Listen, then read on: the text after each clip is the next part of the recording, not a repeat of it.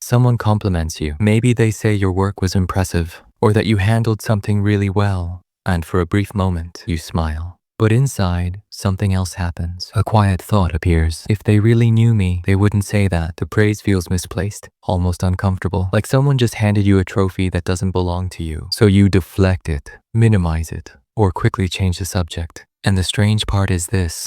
You might work hard, you might achieve things, but the moment someone acknowledges it, your brain quietly whispers, they're overestimating you. Why does praise sometimes feel less like validation and more like exposure? This experience is more common than people admit. Outwardly, you may look competent, reliable, capable, but internally, there's a quiet tension between how others see you and how you see yourself. Psychologists sometimes call this imposter feelings, but the experience goes deeper than that. It shows up in small moments. When someone praises your work, you instantly start listing the things you did wrong. When someone calls you talented, your mind replays the lucky break that helped you succeed. When someone says they admire you, you wonder how long it will take before they change their mind. It creates a strange emotional contradiction. You want to be recognized. But recognition also feels dangerous because praise raises expectations, and expectations create pressure. So part of your mind tries to keep things balanced by quietly rejecting the praise before it becomes a burden. But where does this pattern actually come from?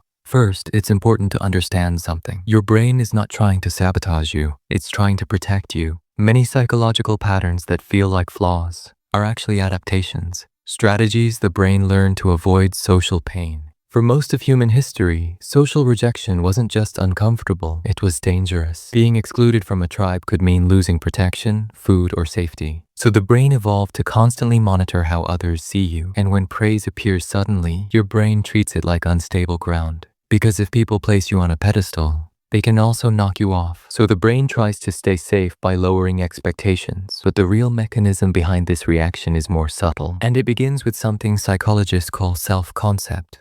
Your self-concept is the mental model you carry about who you are. Your brain works very hard to keep this model stable because a stable identity helps the brain predict the world. But here's the key principle from cognitive psychology. The brain resists information that contradicts its self-image. If your self-concept says, I'm average, I just got lucky, I'm not that impressive, then praise becomes conflicting data. And when the brain encounters conflicting data, it doesn't immediately update the identity. Instead, it tries to explain the praise away. This is known as cognitive dissonance reduction. The brain chooses the explanation that preserves the existing identity. So it tells stories like, they're just being nice, they didn't see the mistakes. They don't know the full picture. Think of self-concept like a thermostat for identity. If your internal setting is low, any sudden warmth of praise feels unnatural. So the mind adjusts the temperature back down, not because you're dishonest, but because the brain prefers a familiar identity over an uncertain one, which leads to an important question. If the brain protects identity this way, can that identity slowly change?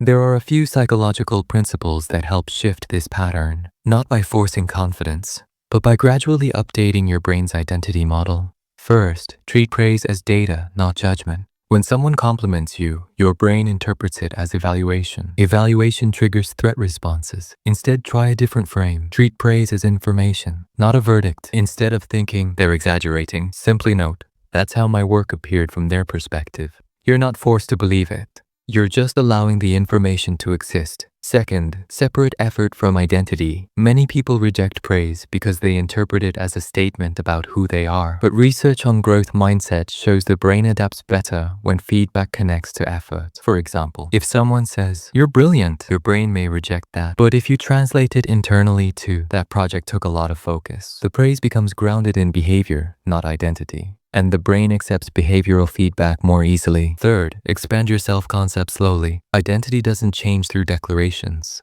It changes through repeated evidence. Each time you accept a small piece of positive feedback, you slightly expand the boundaries of your self-concept. Not from, I'm amazing, but from, I might be more capable than I assumed. This process is called identity updating in cognitive psychology, and it happens gradually, like adjusting the thermostat 1 degree at a time. If you remember one idea from this entire discussion, let it be this. Your brain protects identity stability, not accuracy. It prefers a familiar story about who you are. Even if that story is outdated, praise doesn't feel uncomfortable because it's false. It feels uncomfortable because it challenges a story your brain has repeated for years. So the real shift isn't forcing yourself to believe compliments. It's allowing small pieces of new evidence to slowly rewrite the story. The next time someone praises you, notice the reaction, the urge to deflect, the quiet doubt, the instinct to minimize. Those reactions aren't proof you're a fraud. They're simply the mind protecting a version of you that may no longer be accurate. An identity, like any story, can be edited, not in one dramatic moment, but in quiet revisions, one sentence at a time.